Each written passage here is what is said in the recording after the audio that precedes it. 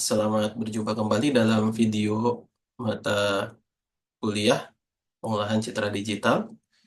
Sekarang kita masuk ke materi terakhir ya, yaitu tentang klasifikasi citra. Oke, apa itu klasifikasi citra?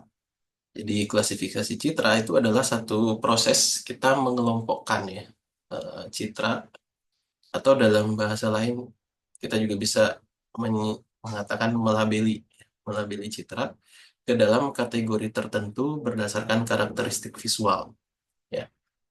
Em, selain selain klasifikasi, sebenarnya ada istilah lain yang digunakan juga untuk mengelompokkan, yaitu klasterisasi. Nah, bedanya apa? Kalau klasifikasi itu eh, kelompoknya itu sudah diberikan duluan, sudah diketahui lebih dulu. Ya, contoh misalkan eh, kita punya eh, apa eh, data buah-buahan ya, dan buah-buahannya sudah diketahui terlebih dahulu, misalkan jeruk, anggur, nanas ya, jeruk, anggur, nanas. Nah, eh, ketika ada gambar baru ya yang ingin dikenali, maka dia akan dikelompokkan ke dalam tiga kelompok itu saja. Apakah jeruk, apakah anggur, apakah nanas. Nah, itu klasifikasi. Sedangkan kalau klasterisasi atau clustering, ketika dikelompokkan, dia belum diketahui kelompok awalnya. Jadi belum diketahui kelompok awalnya, belum diketahui sebenarnya ada berapa kelompok, belum diketahui apakah ada 3 atau 4, 5, 7 kelompok. Jadi kelompoknya itu baru terbentuk setelah datanya itu dipelajari semua. Itu namanya klasterisasi atau clustering. Sedangkan klasifikasi sebenarnya lebih mirip ke pelabelan. Jadi kita melabeli satu gambar dengan label yang sudah kita ketahui. Sudah kita ketahui labelnya, kalau nggak A, B, atau C. Itu yang membedakan antara klasifikasi dengan clustering. Nah, contoh misalkan kita mendeteksi kematangan buah. Nah, jadi kita sudah punya eh, label awal ya, kematangan buah itu berapa tingkat misalkan. Ya, apakah biasanya kalau kematangan buah itu mulai dari masih mentah, matang, atau busuk ya, busuk atau sudah terlalu matang. Ya. Kemudian pengenalan objek pada citra medis ya, atau pengenalan apa namanya penyakit atau cacat ya pada citra medis. Nah, misalkan kita ingin mengenali eh, lesi lesi kanker gitu ya. Nah, itu sudah diketahui labelnya ya atau tidak. Nah, klasifikasi citra ini memiliki peran yang penting dalam banyak aspek ya, banyak aspek kehidupan. Ya, misalkan dalam pertanian kita bisa mengecek, mendeteksi kualitas dari produk pertanian ya, misalkan tadi ya mendeteksi kematangan buah, mendeteksi apakah di dalam atau di tanaman itu ada penyakit atau tidak ya. Kemudian mendeteksi juga penyakitnya apa gitu. Itu bisa menggunakan klasifikasi citra. Dalam kesehatan mendeteksi penyakit ya menggunakan citra medis ya. Transportasi misalkan untuk mengawasi lalu lintas, misalkan ingin melihat apakah trafiknya itu padat atau lengang, misalkan ya. Bisa juga kita gunakan untuk mendeteksi ya pengendara kendaraan ya. Jika misalkan ada eh, kendaraan yang seharusnya tidak melewati jalan tertentu, nah itu bisa kita kenali. Ya. Kemudian juga dalam aspek keamanan ya. Nah, ini yang sering juga disebut sebagai biometrik ya. Misalkan pengenalan wajah ya, biometrik itu biasanya berkaitan dengan pengenalan eh, aspek-aspek yang ada ciri-ciri pada tubuh manusia. Ya. Yang itu bisa digunakan untuk mengenali identitas seseorang. Ya.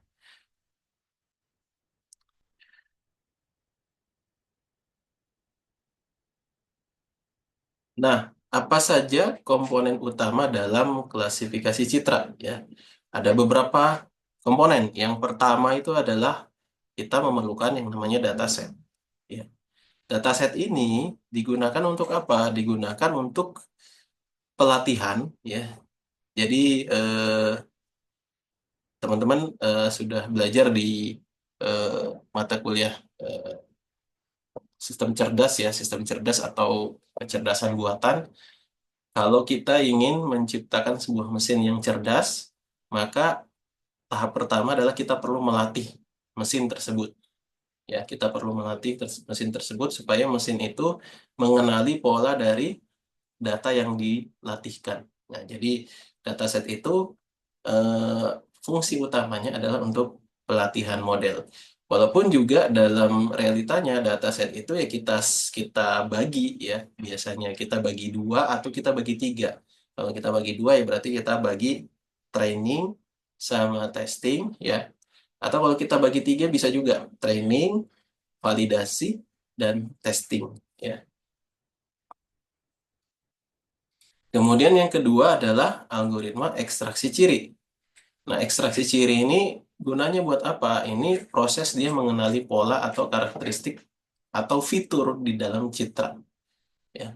Kenapa? Karena citra ini kan data yang kompleks ya, data yang dimensinya itu tinggi, sehingga untuk memudahkan algoritma klasifikasi kita dalam mengenali atau mengklasifikasi atau melabeli citra yang kita inputkan, citra itu perlu ditransformasi, perlu diubah, perlu diekstraksi fitur-fitur pentingnya yang bisa menjadi pembeda antara citra itu, antara label citra itu dengan label citra yang lain. Ya. Kemudian model klasifikasi. Nah, model klasifikasi inilah yang mengenali apa? Mengenali fitur dari citra tersebut.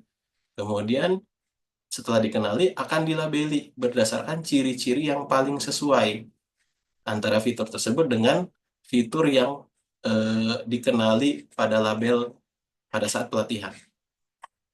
Kemudian yang terakhir adalah evaluasi model. Jadi evaluasi model ini ya, kita mengukur seberapa bagus kinerja dari eh, algoritma klasifikasi citra yang kita buat. Ya.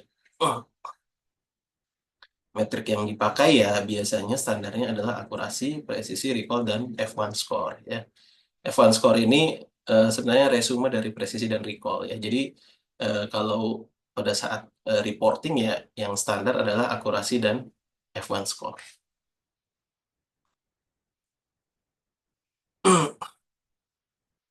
Oke, proses klasifikasi citra itu terdiri dari beberapa tahap ya. Yang pertama adalah kita melakukan pengumpulan data ya, melakukan akuisisi citra ya. Kita mengumpulkan citra yang sekiranya representatif ya, dengan berbagai kondisi yang memungkinkan, ya. Yang memungkinkan.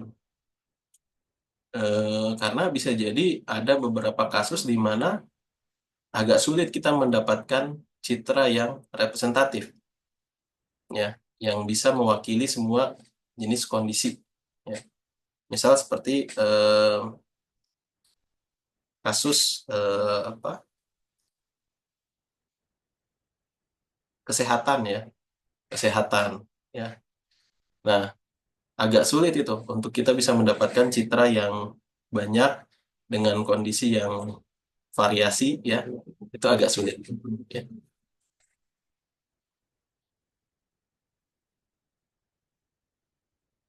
Kemudian tahap kedua adalah pra pemrosesan atau pre-processing ya.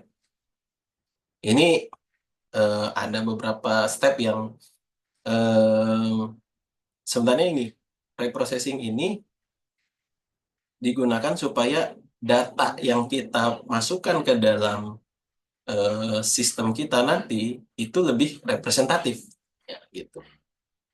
Jadi terutama pada saat kita mendapatkan data tuh yang misalkan kurang representatif ya, masih banyak eh, noise atau apa gitu ya, yang kemudian kita anggap bisa mengganggu kinerja dari algoritma klasifikasi kita ya. Apa saja preprocessingnya? Preprocessingnya kita bisa lakukan normalisasi. Normalisasi itu apa sih? Normalisasi itu kita melakukan penskalaan pada nilai-nilai pixel supaya nilai pixel itu berkisar antara 0 sampai 1. Ya.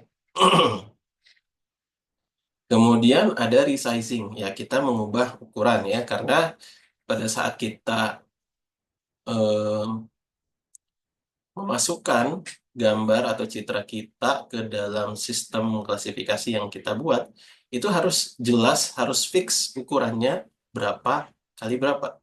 Ya, resolusinya berapa kali berapa itu harus fix. Ya.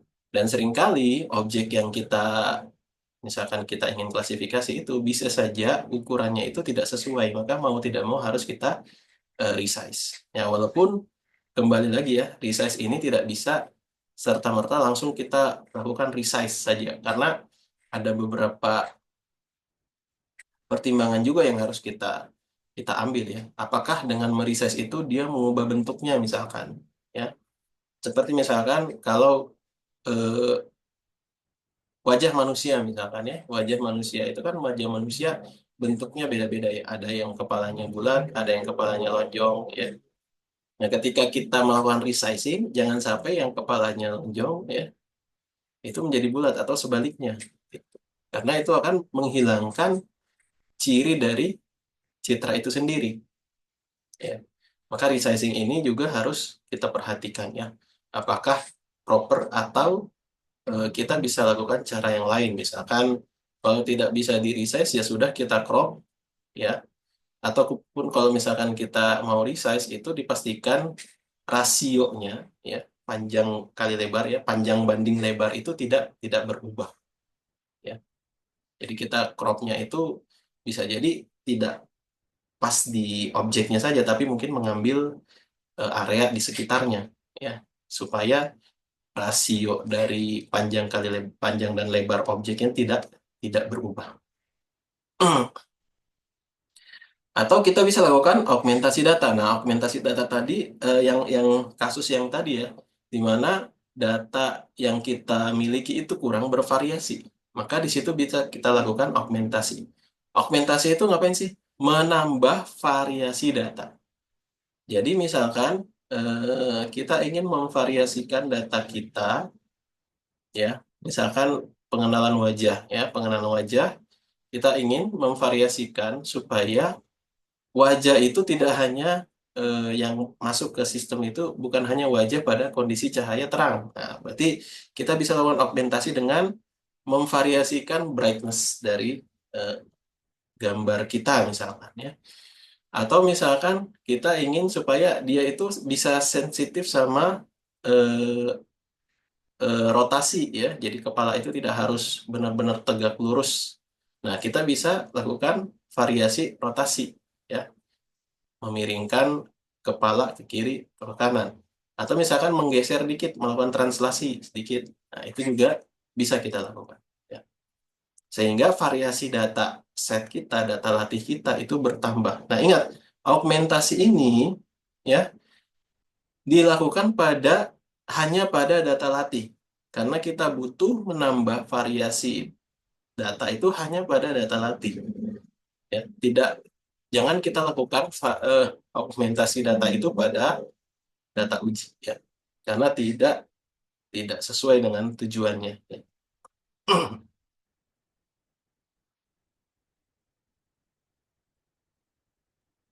Kemudian yang berikutnya adalah ekstraksi ciri ya, tadi sudah dijelaskan.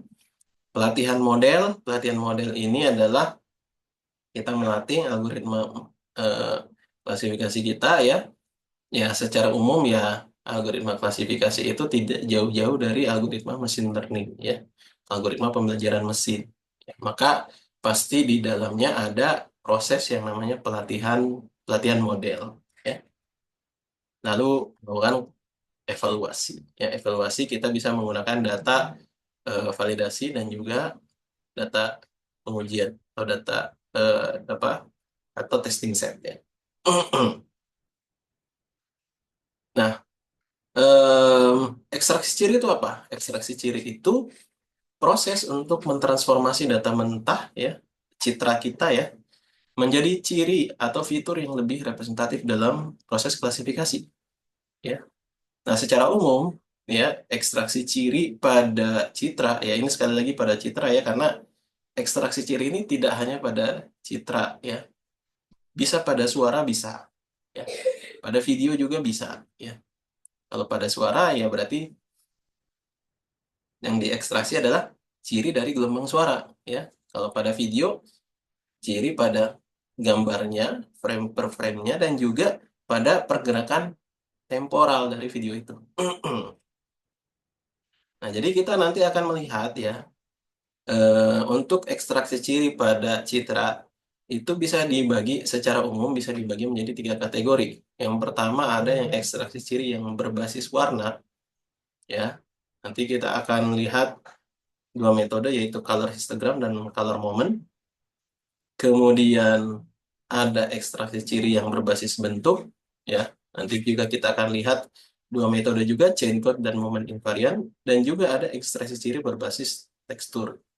Ya, nanti kita akan lihat GLCM dan LBP. Ya.